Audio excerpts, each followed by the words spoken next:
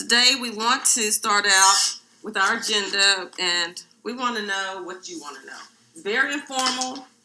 You have questions, just stop and ask those. But I'm here to address what you want to know, your most pressing questions, and what you need to know from me. So feel free at any time to ask a question or share an experience. I grew up poor, didn't know it though.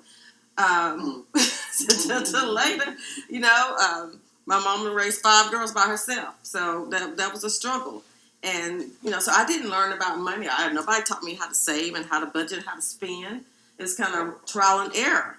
And then I began working in the banking industry, and I in the loans on the loan side, and I see people getting denied, and it's on credit, on the basis of credit. So the first thing you can do before you can get on the road to financial freedom is to start getting your credit in order. And that's something that you have to do. And you didn't get there overnight, and you won't get out overnight. It's a commitment to doing it and getting on the road to doing better. So we'll talk about assessing your current financial situation. Because if you don't know where you are, you can't get to where you need to be or where you desire to be. So me, I was a single parent too. A lot of times I was just in denial. I was just meeting whatever bill I could when I could. Whoever hollered the loudest, got to pay it. So I know how that is. Until you sit down and assess where you are, what you have, what you owe, and what you have to pay those bills, then you can sit down and start saying, okay, this is how I'm going to address the situation. We're going to talk about ways to increase income and decrease expenses. That's important too, because if you can decrease your expenses, you're automatically going to have a little bit more funds to work with. And develop a financial recovery plan, which is most important because you have to have a plan and work the plan. Okay. We're going to talk about steps in implementing the financial plan. Implementation involves action. You're going to have to do something. Like I said, at times I lived in denial. I was just surviving, kind of. So I can't wish it away because it didn't go anywhere. I wish I could lose weight, but wishing I do it, I'm going to have to take some steps, right? to do that, make that happen. So just like with anything, if you want something to happen, you got to take some steps to make it be so. And then you want to warn you against credit repair schemes. They are rampant. Facebook, all kinds of social media, commercials and everything saying they can get rid of your bad debt. Well, they can't. And today, this just came out today, the CFPB, the Consumer Finance Protection Bureau, announced yesterday that it filed a complaint in federal court against Freedom Debt Relief. Y'all probably have seen them. Freedom Debt, they were the nation's largest debt settlement service provider. So the complaint is that they have deceived consumers. They didn't settle their debts like they said they would.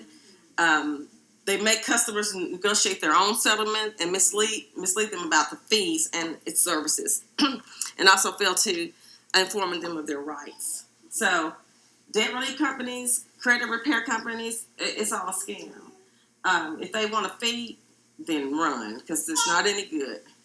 Consumer Credit Counseling in Arkansas, they have some offices, I believe, in Little Rock. They are good. They work you. It's a free service. They will help you set a budget, help you contact your creditors, and work through things. But any other kind of debt relief that they can make your bad credit go away, it's not true. So beware of that. And then we want to identify time frames so that when you set a plan, set your plan and say, I'm going to do this by this time.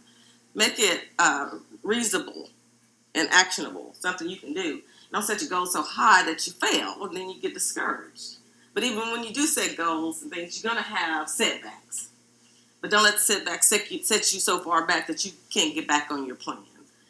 So that's very important. So the first steps to financial recovery are to evaluate your current financial plan, develop a financial recovery plan, implement your plan, and evaluate or adjust your plan. Just like anything else is evaluate. I might need to do something different. Because we all have goals, we all have desires. We don't want to just live without some pleasure. We all want something. We have emotions tied to money, either negative emotions or emotions that we've gotten from friends and family. You know, there's emotions tied to money. Because, you know, we as a people, we don't talk about money. We want to make people think we got a lot of money or we got some money, but in reality, we're probably just in debt. I mean, I'm not saying this because I heard it. I'm saying it because I know it, you know. So it's a cultural thing for us a lot of times, but we can get ourselves on track. So the first thing is examining your income and expenses and tracking your spending. Again, you know, make on page, let's see, on page 14, that's where you can list your financial goals. But to set a budget and to track your spending, all you need is a pencil and a piece of paper. With the Technology Hub here now, there are lots of online resources, electronic budget sheets, but I still keep mine on tablet, on a piece of paper and a pencil. I have what I got to pay on the first, what I got to pay on the 15th. You know, so then I know what's left and I know what I can do with it. So it's important to examine your income and expenses. Know what they are in light of what you have. Because if you don't, you can't get anywhere until you know, acknowledge that and say, this is what I have to do. And then you want to track your spending. It's easy to go to McDonald's a lot or go here, go there. And before you know it, your money's gone. You're like, what did I spend it on, you know? But it's important to track your spending. Is it eating out? Is it too much fast food? Is it? I'm all about being real, y'all. Okay, I'm gonna be real. I'm about to be real. Okay, is it that I go to the nail shop too often? Is it that I buy weed too often? Is it? And that's real. I can sit here and tell y'all all of this stuff that is in the books, but this is real life, and we all got to live it. You know, one day at a time, one decision at a time. Okay, so it's about making those decisions that's best for you and best for your family. And one decision at a time. Making that decision to get on a life of financial recovery so that you can help your kids. You know, teach them at a young age. You know, we always want better for our kids than we have for ourselves, okay? And so to do that, we want to teach our kids and to help them do better and to help them become that hairstylist or that teacher or that car designer, you know, shoe designer, librarian. You see, they have these dreams. Let's start teaching them how to, you know, save money or the value of money or explain to them why they can't get what they want when they want it. Okay? That's a big part of it because they have these dreams, and this is really touches my heart. I'm so glad Chris has had this vision to do this because it starts. You know, I'm 54, and like I said, I didn't have the knowledge growing up. I didn't have anybody telling me to save your money, don't go out and spend every cent you have, don't live paycheck to paycheck. Nobody told me that, and that's the road I was on for a long time.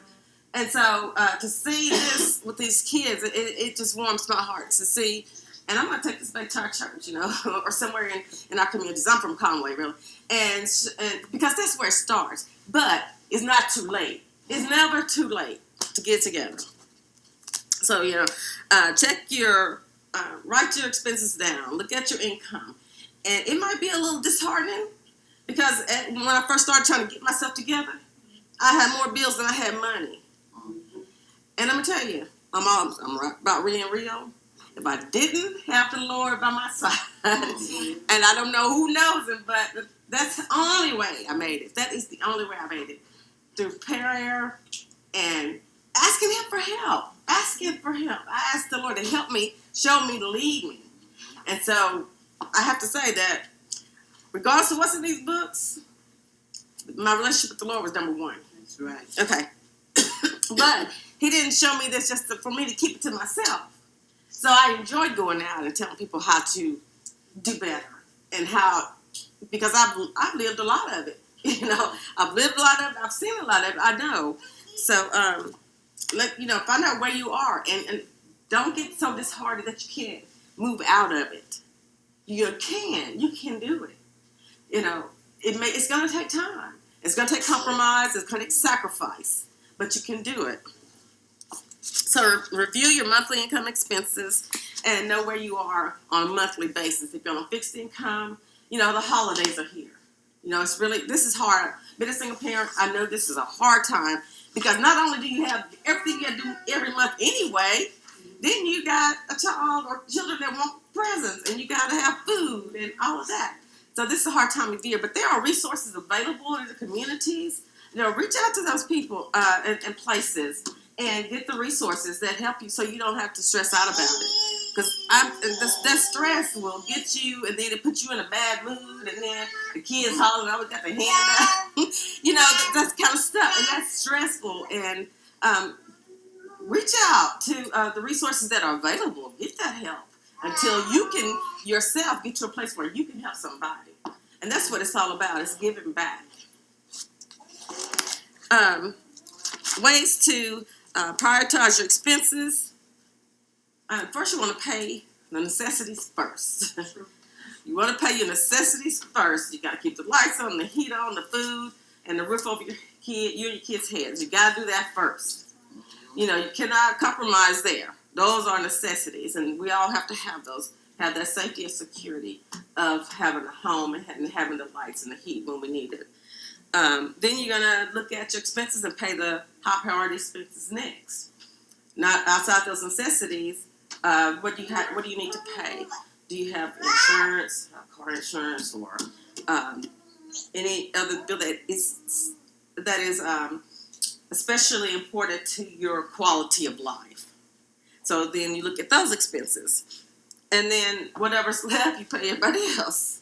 But don't deprive yourself. You know, get your little something every now and then, because that just helps us to feel better and feel like going on. You know, it can be hard when every cent is gone and you just down and out. But do something for yourself to help yourself to feel better about what you're doing.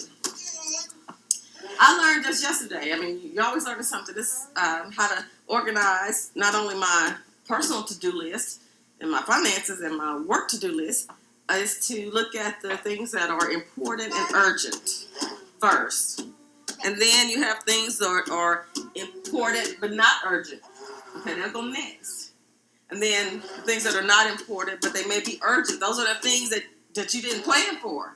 So, you know, you might need a little stash a little back for those things to happen, because life happens to us every day. It's always something, you know. And then the things that are not important or not urgent, they go on the back burner till you can get to them.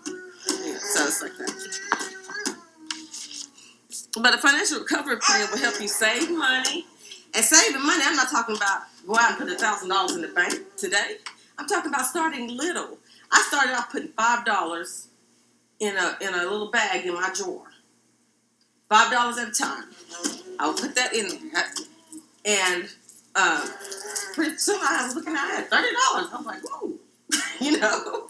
And so then I was like, oh yeah, I'll just keep saving. And then at some point I started putting 10 in there. And so when things came around, first day of school, get in the car won't start.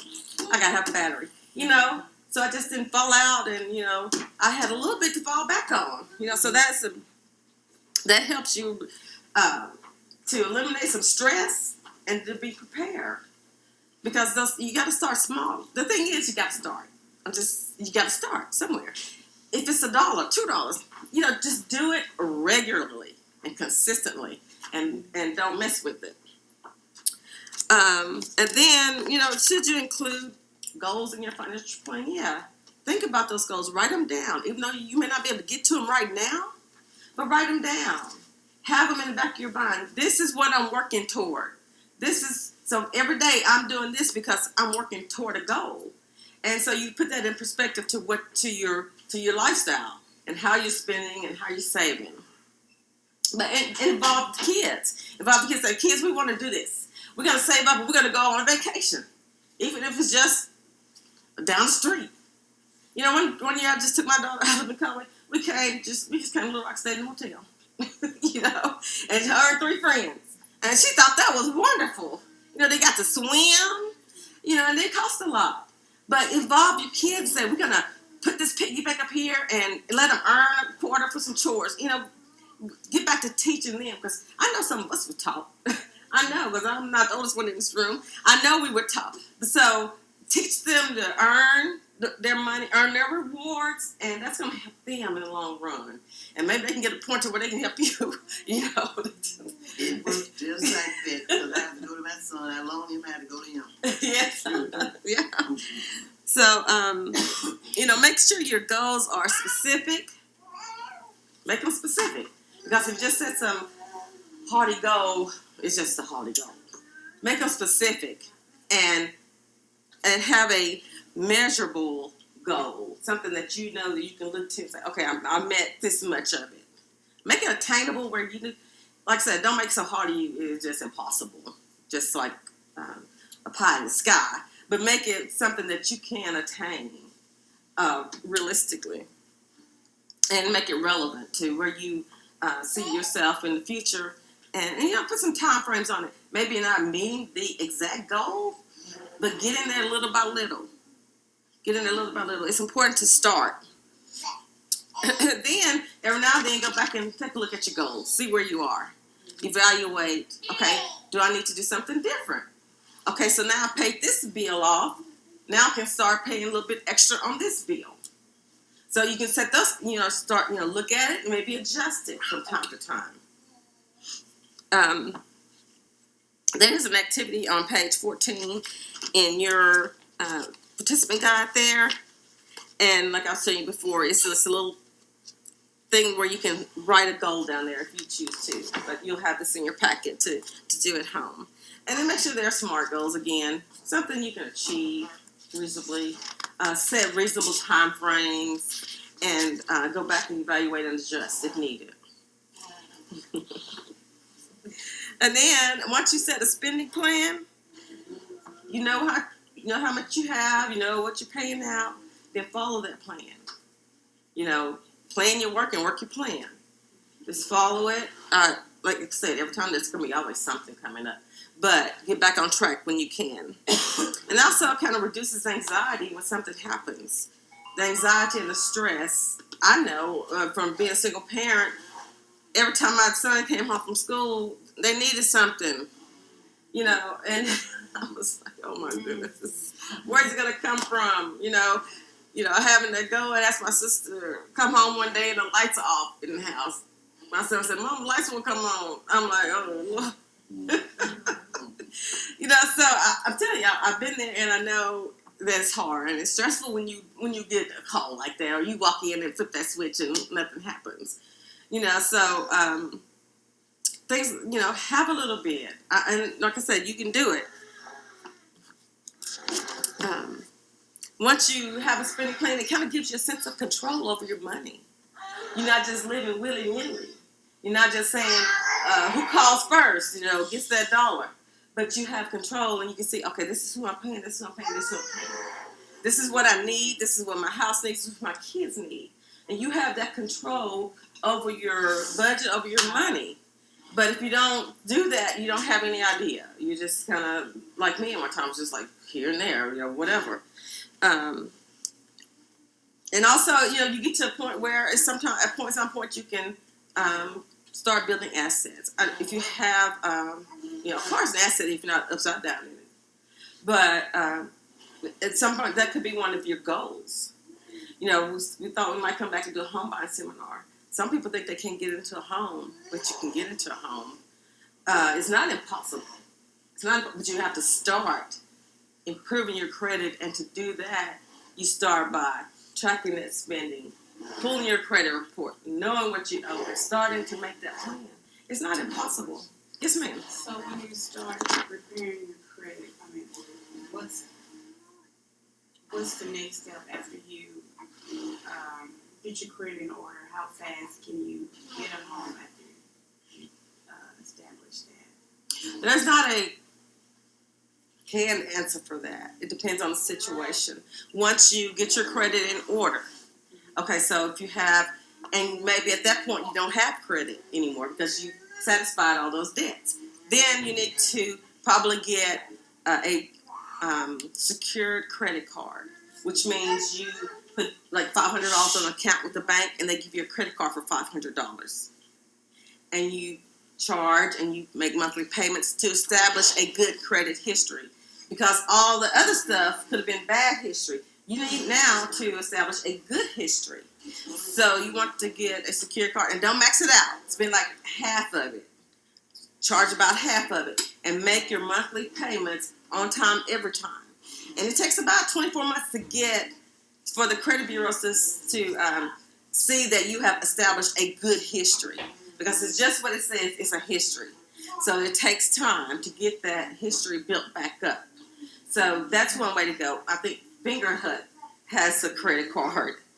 All that, you know, you can get something from them, pay it off every month on time, every time. Even if it's $10, like you know, don't buy a whole lot, buy one thing, pay it off month to month. Don't pay it off all at once, because that's not a history. Okay, so once you pay that one thing off, maybe get one more thing, pay it off, pay on time, every time, monthly. So that establishes a good credit history. So when you have bad credit history or no credit history, it's kind of hard to just go out and get a regular credit card or something. So you have to start. You have to start somewhere. So those are the two things that I've heard that really work, because you are establishing a credit history, paying on time every time. So I guess like a Finger Hut, if you buy, I mean, they have everything from clothes to furniture and everything, but just maybe one thing, pay it off. Get one thing, pay it off, to get some good history out there. That's a walker outside. So Okay. Bye-bye. Bye-bye. She's cute. Okay, and again, this time of year, or any time of year, there are programs out there that offer assistance when you need it. Energy assistance, food assistance, all of that. Take advantage of that. When I decided I was going to go back to school, and this is another point I want to make. Don't let people discourage you. Don't let people discourage you from doing what you want to do for you and your family. Because even when I was getting ready to go to school, and me and my son, I heard someone very close to me, a family member say, "Ray ain't going nowhere." That just gave me the drive to go, you know. But people can discourage you. And I'll never forget that. But I was like, you just sit back and watch, you know. And the Lord opened doors for me at UCA. They had family housing. Me and my son was in family housing. I didn't have a car, so I walked to class, I walked to work, and people in the little family community he would go to school with. So yes, it was hard. It was hard. I went hungry, but I made sure he didn't go hungry. And you know what? I was too proud to go down there and get food stamps. Don't make that mistake. It's a resource that's for you. But he ate. That's all. You know, that was the important part. So take advantage of those resources. And because when you need help, you just need help. And I would say there's some websites in your book, benefits.gov, makinghomeaffordable.gov, and then there's in Little Rock, is it 211 or 411, 311, 311, where you can call, and they have all of these service agencies out there. So there are places where you can get assistance when needed, and there's nothing at all wrong with that. There's nothing wrong with that. You know, shame on me, but there's nothing wrong with it. So the first thing you're like, Stacey, like you asked about your credit. Mm-hmm. In order to repair your credit, you need to know what's on it. So you can always get, and you can do that here, I guess in the Technology Hub, I have a printer and a computer. Okay, you can go to annualcreditreport.com. Okay, I saw that in here. I always check it. Yes, annualcreditreport.com. Get your free credit report from all three agencies and check it. And so on your table, here's a list of what you can do once you get that credit report. How to check it, how to ensure that everything on it is correct. If it's not yours, because you know what? People get your social security number and go get a cell phone and don't pay it or something, dispute that charge. You know, say, "That's not me.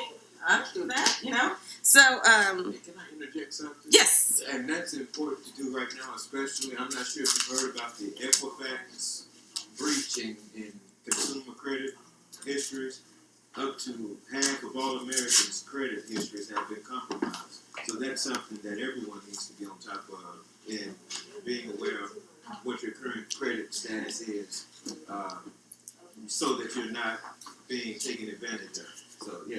That's right. So you can make sure nobody's gotten anything in your name, but get that free credit report. You can get a free credit report once a year from that site. They're not going to charge you anything. Don't buy your credit score because it doesn't mean anything, because every institution, every entity uses a different score. So never buy a credit score. It's not worth it. You want to identify and correct any errors, again, for something in your name that's not yours, or that's on your credit that's not yours. You know, dispute that. Once you get your credit report and you want to start rebuilding your credit, contact your creditors. Tell them, you know, I want to set up a payment plan. I can only pay you $10 a month. But start to repair your credit. And nobody can do that but you. No other agency can do that, no matter what they promise you on TV. They cannot do that. Negotiate payment plans so that you can, you know, take care of that. And it says opt out for receiving unsolicited credit cards. You know, like I said, if you have bad credit or no credit, get a secured card when you can. Put, you know, because you have to put a deposit down. So when you can do that, and that may be one of your goals. That may be one of your first goals. I'm going to save up so I can get a secured credit card. You know, so it's a step-by-step process, but it takes action. You have to do something to get there.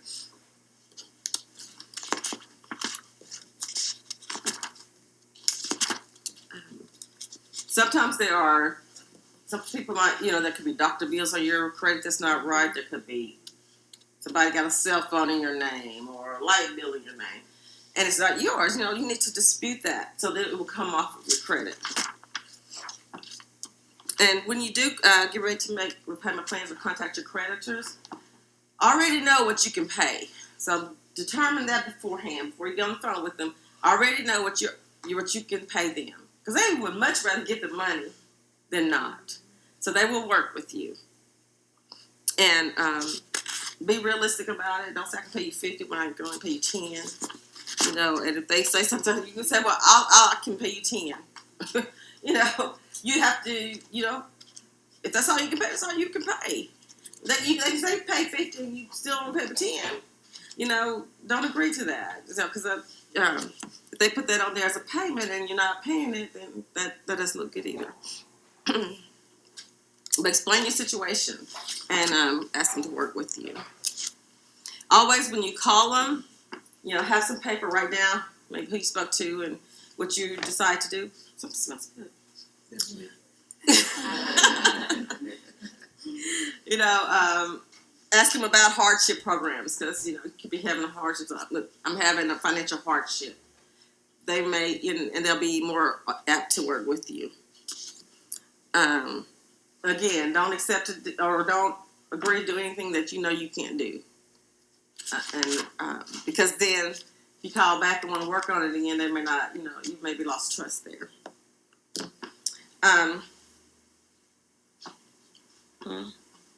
You also may want to use a credit counseling agency. Again, Consumer Credit Counseling is accredited. They have a rating with the Better Business Bureau. They work with you. They help you work with your creditors. They help you with a budget and all of that, so they can help you.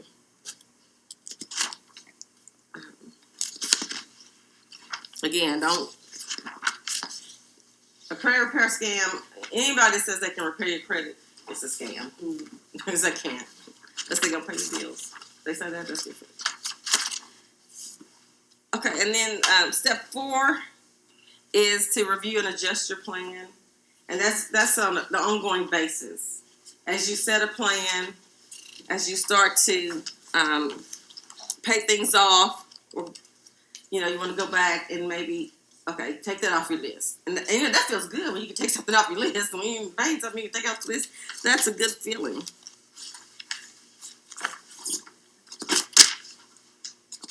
I am on page, it'd be page 21 in your book, in your guide, I'm sorry.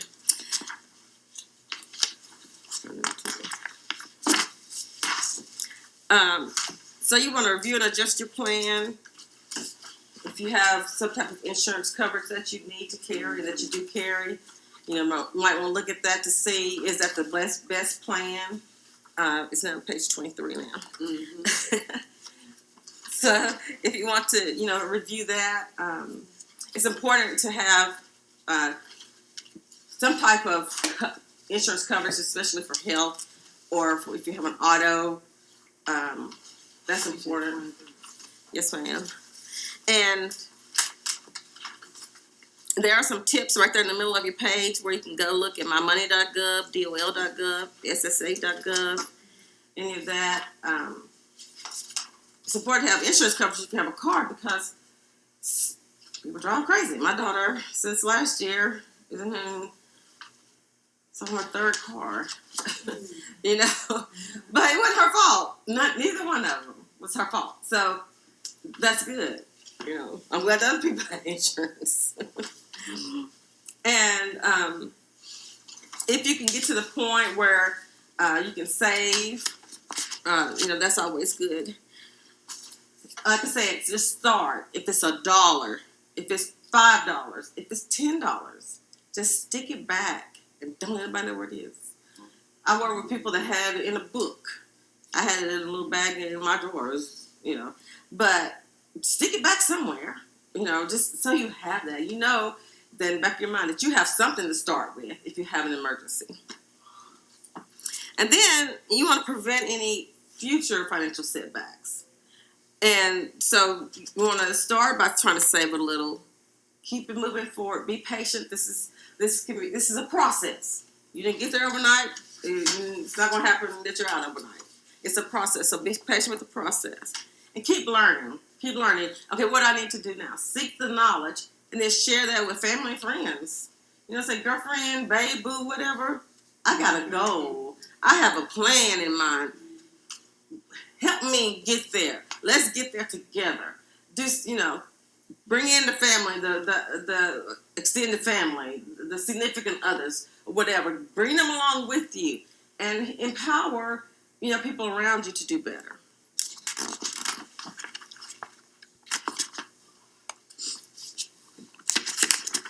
So at the back of your booklets, you also have a glossary. You have lots of helps back there. There's an I'm not taking as long as I thought.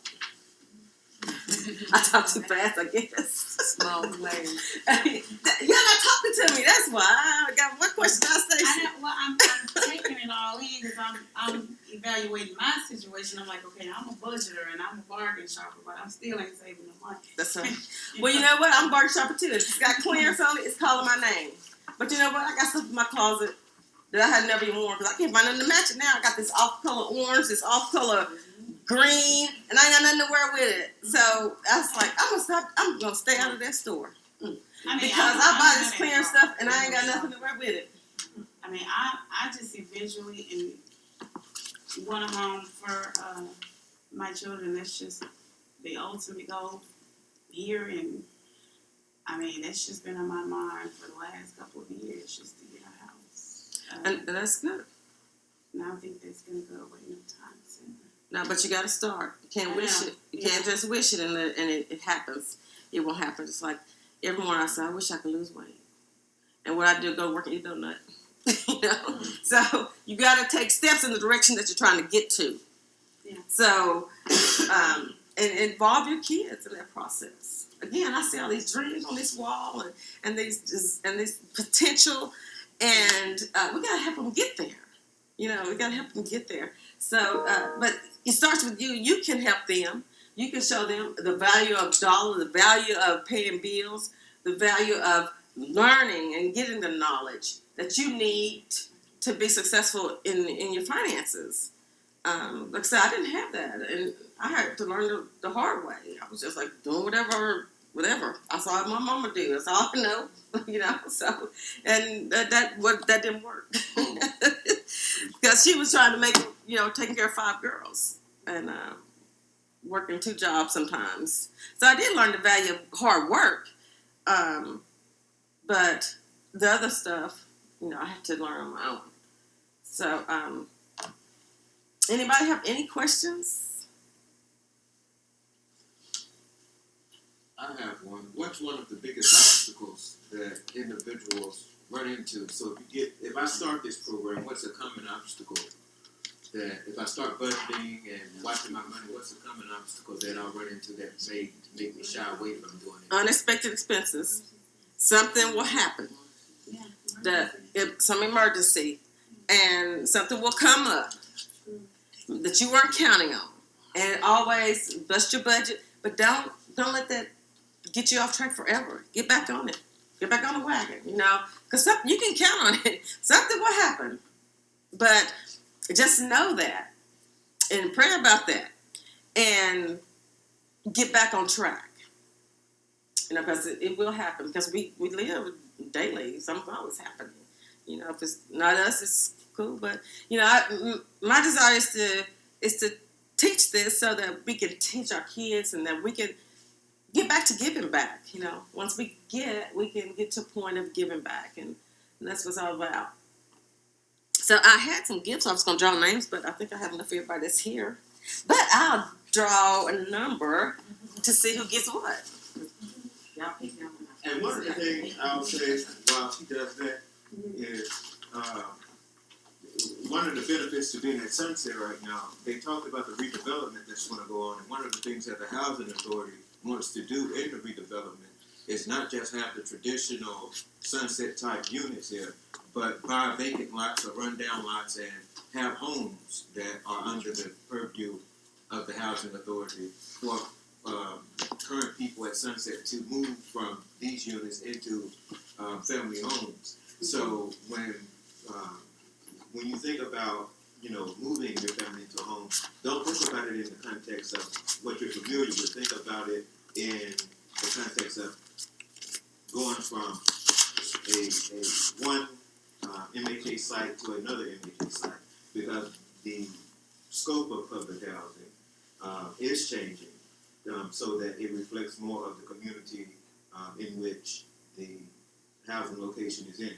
And so that's one of the things that this rehabilitation intends to do, not just make an investment in this site, but make an investment in the community. The MHA is a big believer that the rising tide lifts all boats. And so right now, not everybody has the boat. So, a lot of people are in a position to drown from the rising tide. Mm-hmm. And so we want to be a part of, making sure that everybody has the boat before the tide comes. So it's not as big of a challenge or as big of an obstacle as it has been in the past, transitioning from traditional public housing to a individual family home. There are going to be a lot of options going forward. And so just keep that in mind. So now it's really good. We talked about Tuesday, 16 to 18 months, 24 months to getting the project done.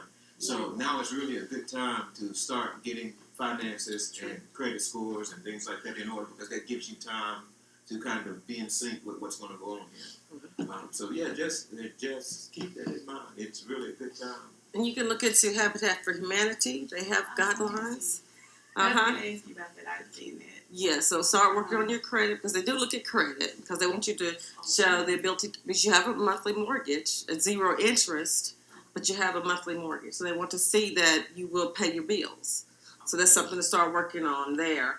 And because you have to put effort into that house. You have to go out and work on somebody else's house or work on your own house to get what they call sweat equity. Because, the house is built pretty much at cost, and you have a 0 interest mortgage. And so they want you to put that work in to show that you want to own that home. You taking ownership of that home. So it is a good deal.